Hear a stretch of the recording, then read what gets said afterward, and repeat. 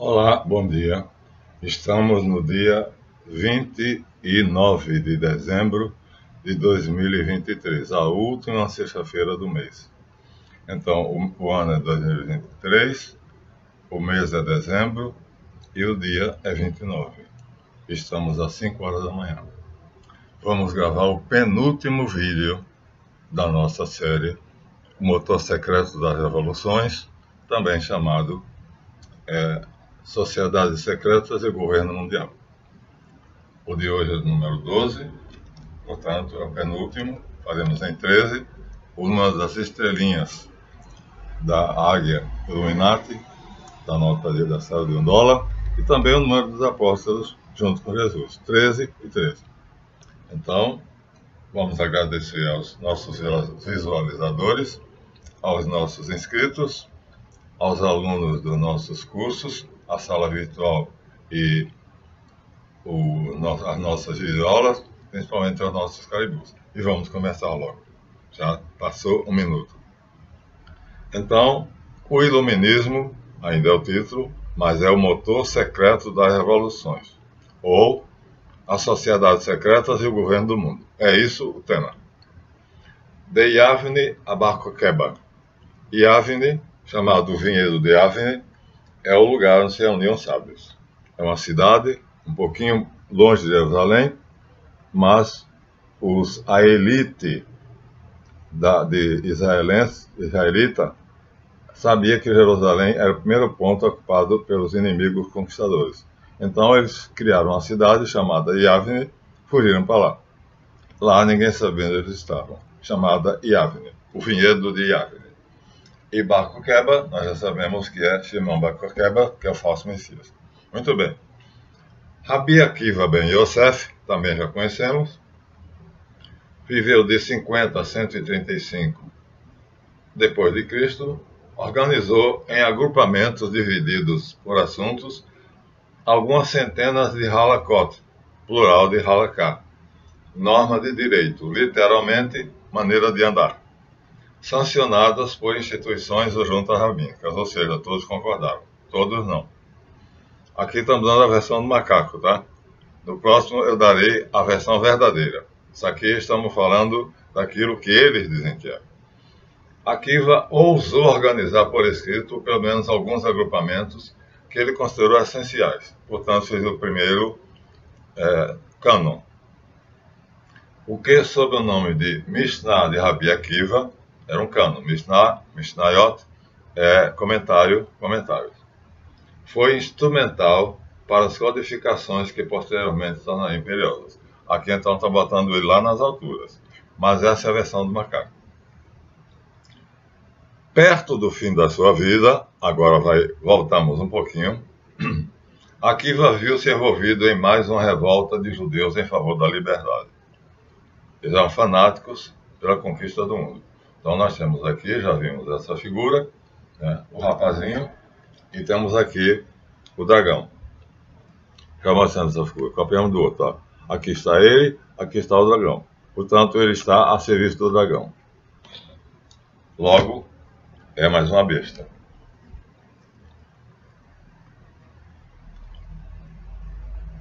Conhecendo nossos sábios, olha que maravilha. Aqui a legenda é Conhecendo nossos sábios, uma besta do Apocalipse. Mas, como essa é a versão judaica, nós vamos ler como está, e no último diremos a verdade. Pouco depois do levante da diáspora, vocês já sabem que foi no ano 70, Tito e Vespasiano, veio a tornar-se imperador Adriano, que sucedeu ao imperador Trajano. De 1117 a 1138, coincide mais ou menos com Akiva. Então, entre os mais ilustres dos imperadores ou governantes de Roma, foi um homem devotado à pacificação do império. Rabi Akiva também era devotado à pacificação dos judeus. Curiosamente, esses homens vão fazer a maior carnificina da história dos judeus.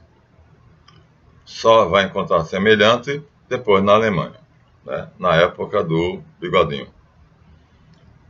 Vamos a Adriano. Então agora estamos descrevendo o imperador romano Adriano. Homem sábio e querendo, vamos dizer assim, embelezar e pacificar o Império Romano. Encontrou a cidade de Jerusalém completamente devastada, quase do jeito que Tito e Vespasiano tinha deixado. O semblante de desolação aborreceu os sentimentos estéticos, beleza, porque ali estava uma coisa horrorosa, feia, e inspirou a imaginação do imperador Adriano. Pensou, Jerusalém será incorporada ao meu projeto de fortalecimento do leste helenista, ou seja, fazendo o limite com a Índia. Não, a Mesopotâmia. Estabeleceu que ele não ultrapassaria a Mesopotâmia, para servir de barreira entre a situação greco-romana e o Oriente. Então, Mesopotâmia, o Tigre-Eufrates, seria o limite. Dali para frente, ele não queria mais saber para o Oriente, para a China e por aí assim. Então, nem Índia nem China. Assim, Jerusalém e a Palestina serviria de limite. Até ali, perto do Sinai, ele iria. Mas a cidade estava uma bosta. Então, o que é que ele fez?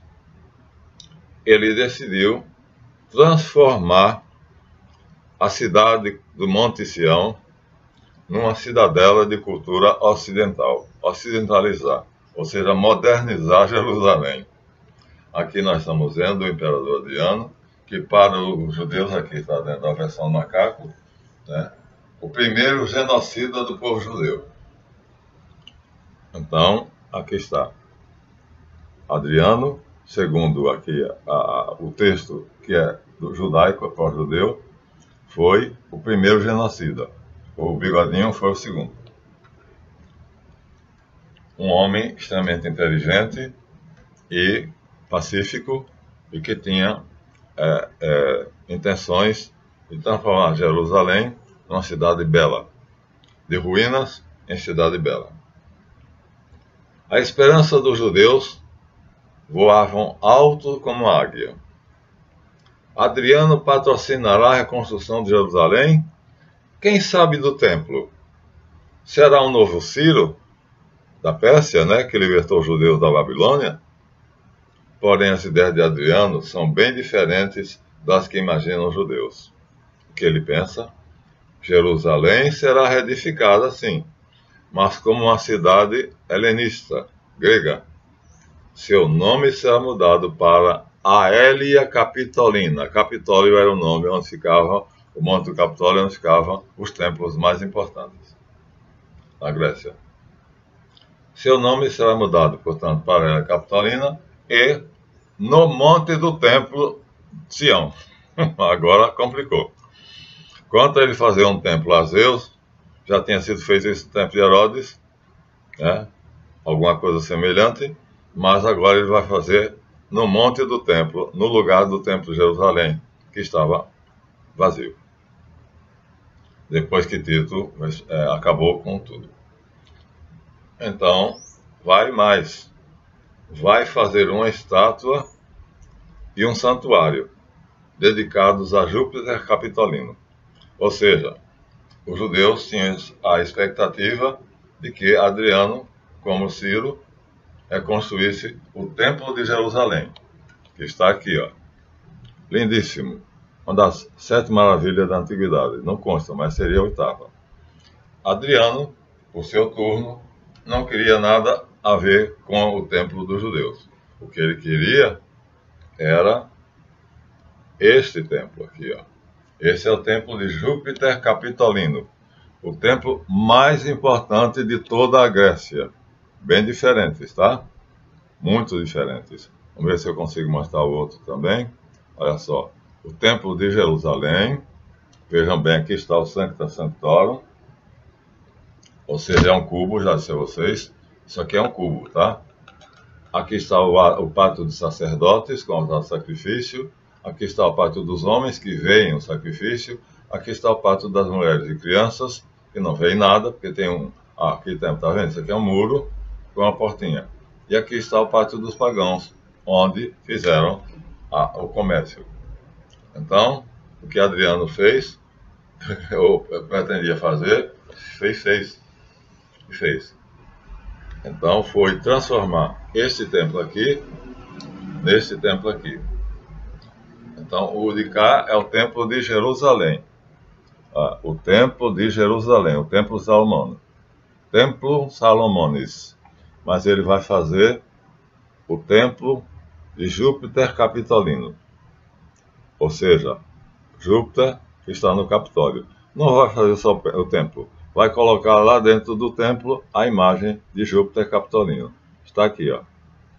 Então, para o judeu, isso será uma profanação, uma abominação. A águia de Júpiter aí do lado dele, ele nu, em pé, dentro daquele templo, no lugar onde deveria estar o templo de Jerusalém. Exatamente no lugar. Já que o templo tinha sido destruído, então ele ia fazer outro templo. Só que o templo dele seria um templo greco-romano. Pronto. Aí agora danou-se tudo.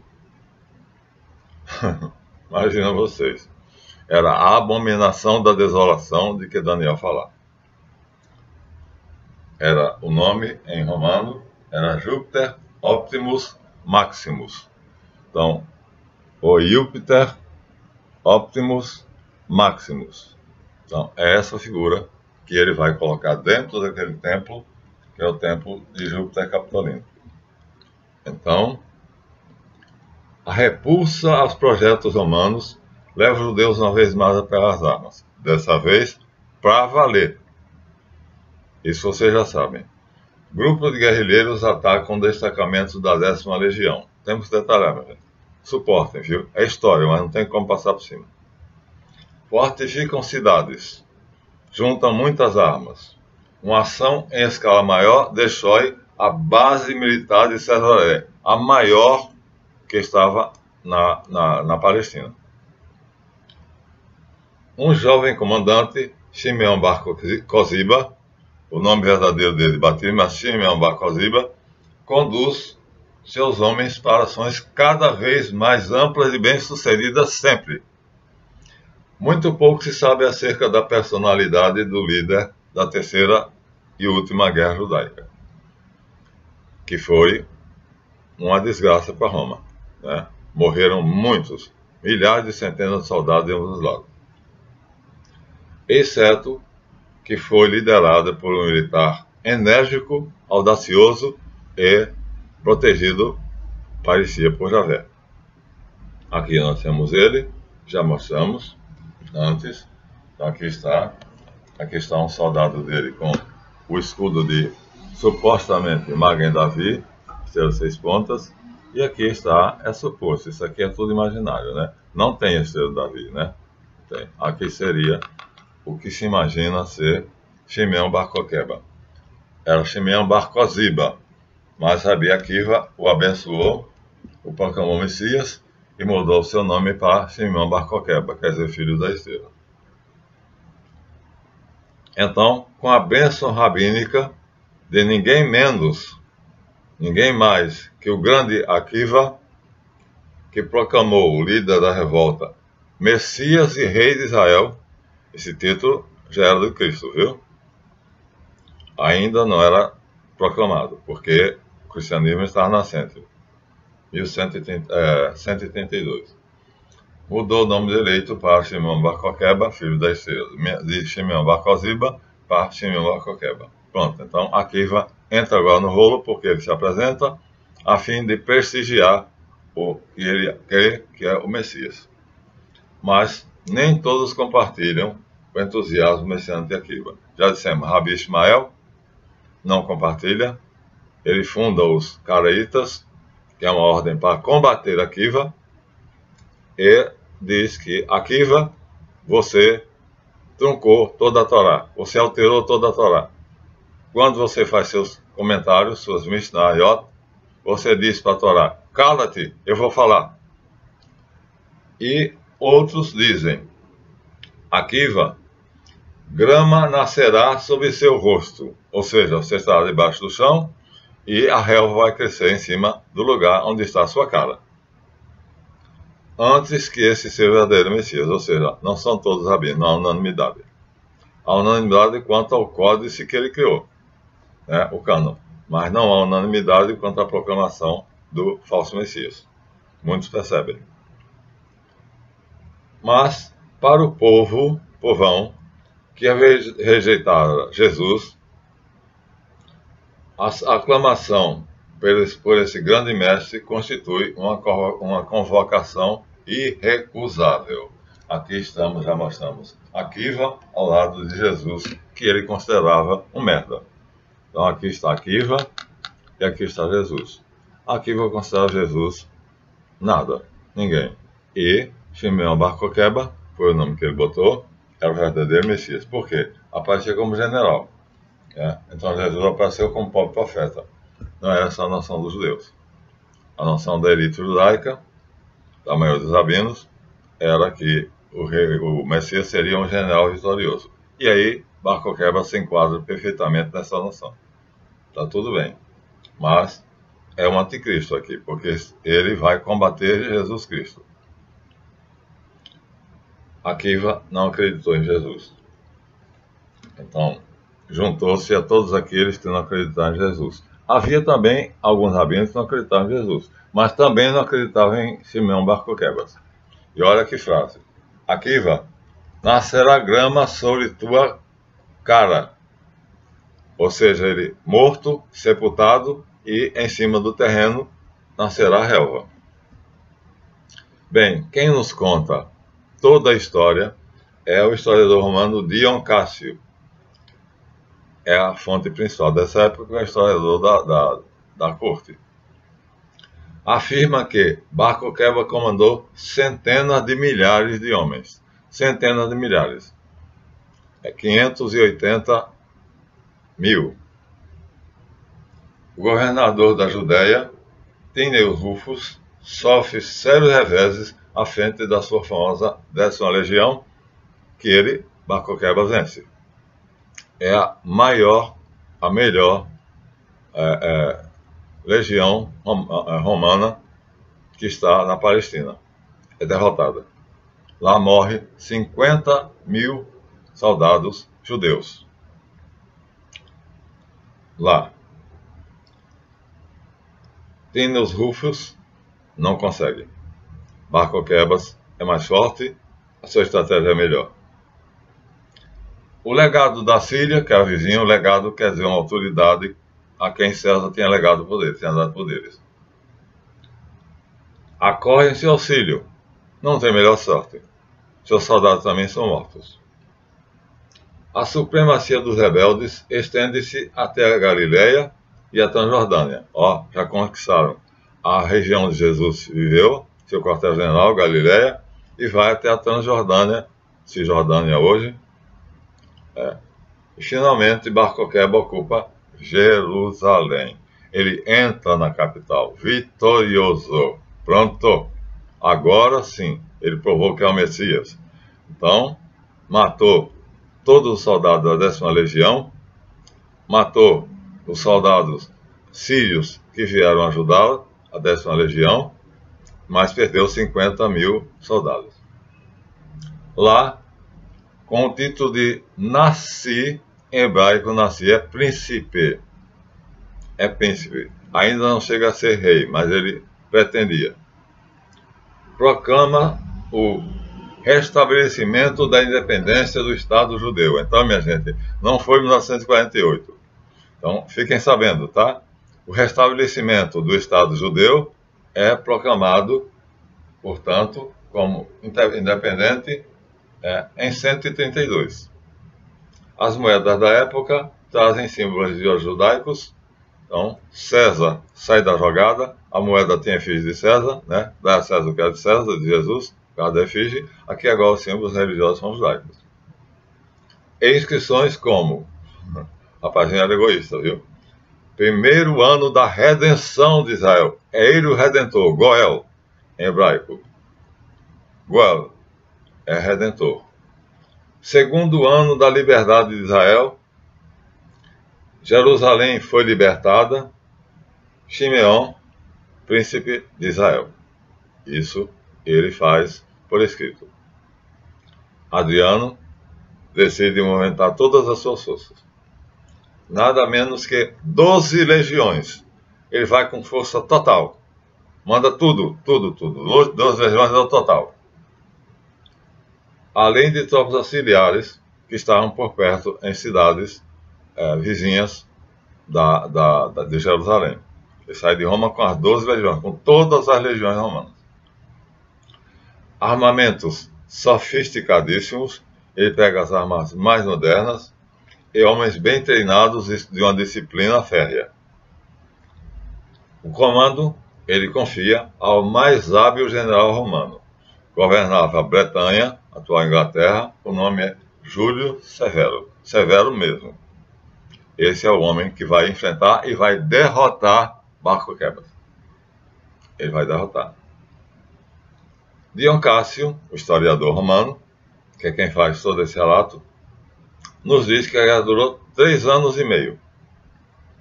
Os romanos foram obrigados a conquistar, uma por uma, 50 fortalezas e 965 cidades e vilarejos. Meu Deus!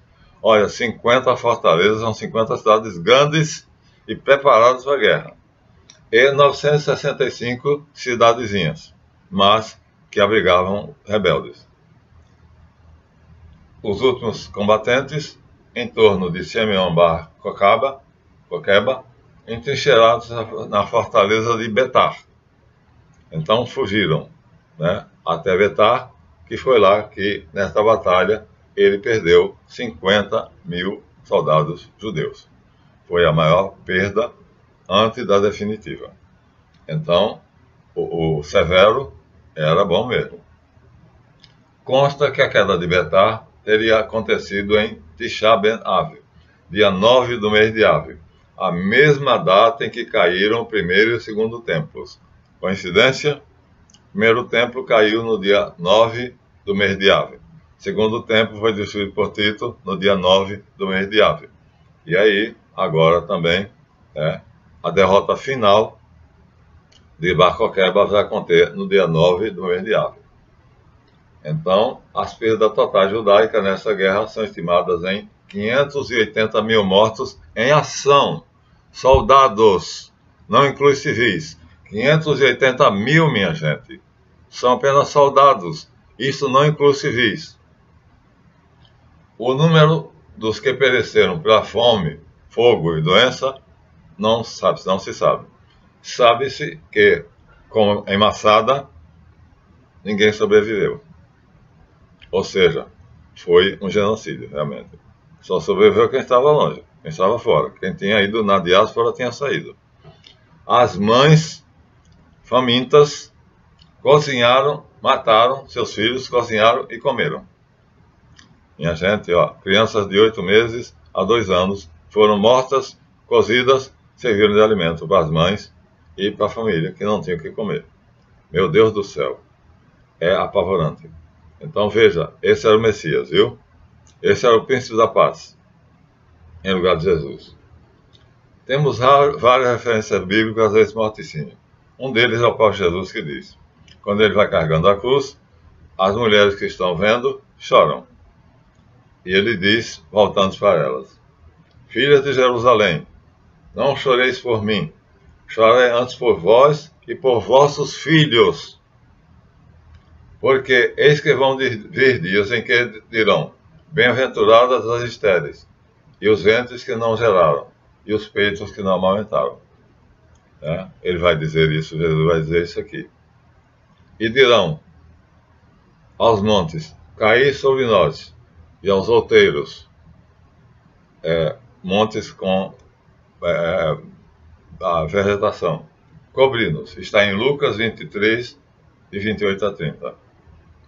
Então, outro profeta vai dizer que houve um grande clamor em Ramá.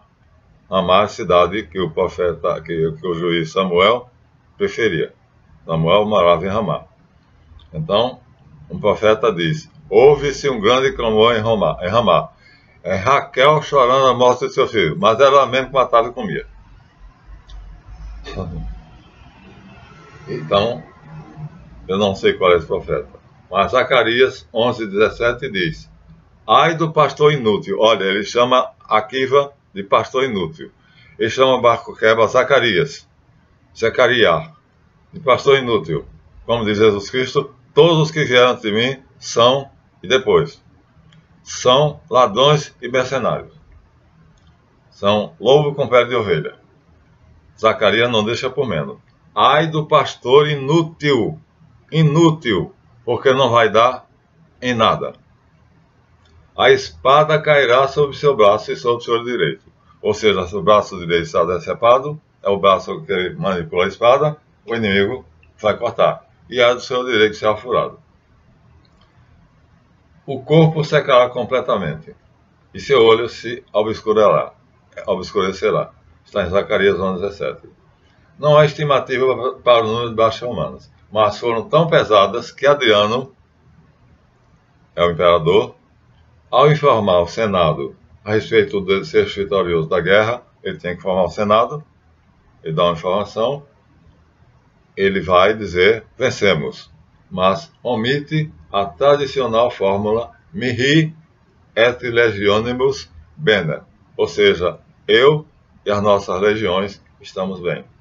Então, ele dá a notícia da vitória ao Senado. Senatus populus que Romanus. Senado e o povo romano. Era esse o título que o Senado ostentava. Então Adriano vai dizer, vencemos, mas não diz, eu e as legiões estamos bem. Mihi et legionibus bene. Pronto. Aos 26 minutos, terminamos então. Foi necessário. Tá? Eu sei que vocês não gostam de história. Já vi que todos os vídeos onde eu faço história, relatos históricos, cai a visualização. Mas é indispensável saber a revolta de Bar-Coquebas. Porque se declarou, nasci, príncipe, tirou as moedas de César de circulação, colocou moedas dele, com a efígie dele, e a efígie dele não podia fazer. Mas de Deus podia fazer. Mais símbolos judaicos. Pronto. Então está aí em que é que deu. Em Betar, 50 mil soldados judeus e conquistaram a cidade e mataram 2 grandes generais romanos e todos os seus soldados. Então, o rapaz era bonzinho mesmo, era o Messias esperado mesmo. Um general vitorioso seria, segundo a tradição de alguns, o verdadeiro Messias. Pronto. Aqui, então, terminamos o relato do que teria sido o que agora é o Estado sionista de Israel. Que agora se estabeleceu, mas também está em guerra, não sabe como é que vai ficar. Mas houve um primeiro Estado. O restabelecimento da independência judaica, a vitória do povo de Israel e o seu príncipe toma o poder. Agora não. Agora é um idiota chamado Bibi Netanyahu. Pronto, minha gente. Assim nós terminamos esse relato. 28 minutos, tentei ser curto, para que vocês tolerem o relato histórico. Então, iremos ao último, agora, onde daremos a versão verdadeira. Diremos quem foi Akiva. Não é isso que está aqui, tá? Não é. Boa visualização e até o próximo.